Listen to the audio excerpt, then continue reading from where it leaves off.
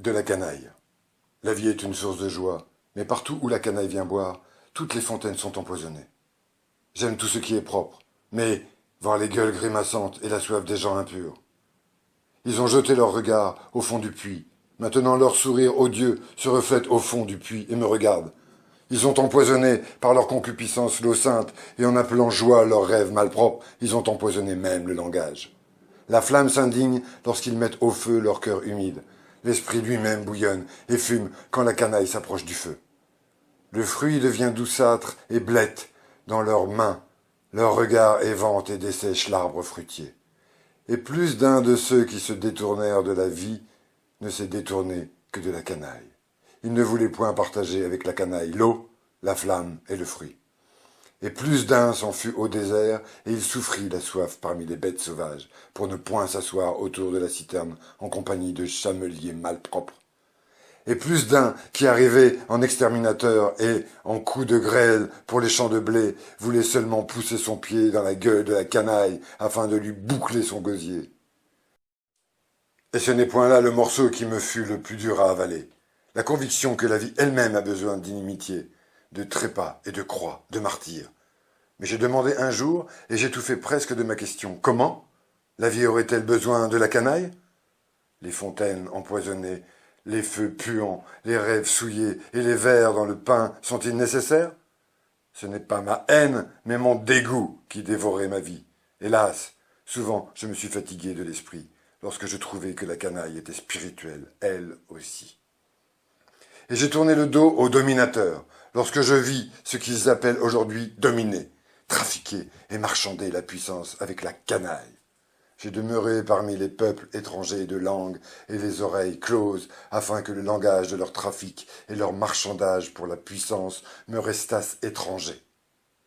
Et en me bouchant le nez, j'ai traversé plein de découragement le passé et l'avenir. En vérité, le passé et l'avenir sentent la populace et crévassière, semblable à un estropié devenu sourd, aveugle et muet, tel j'ai vécu longtemps pour ne pas vivre avec la canaille du pouvoir, de la plume et de la joie.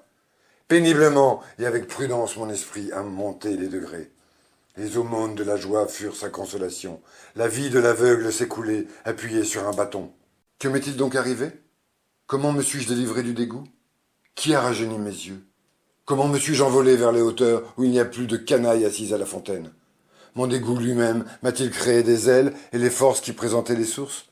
En vérité, j'ai dû voler au plus haut pour retrouver la fontaine de la joie. Oh, je l'ai retrouvée, mes frères.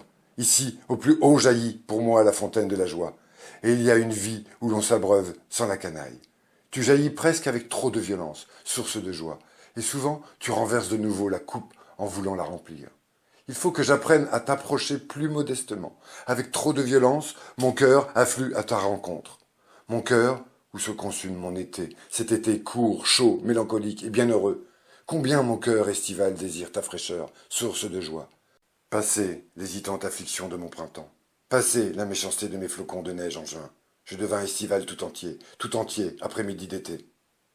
Un été dans les plus grandes hauteurs, avec de froides sources et une bienheureuse tranquillité.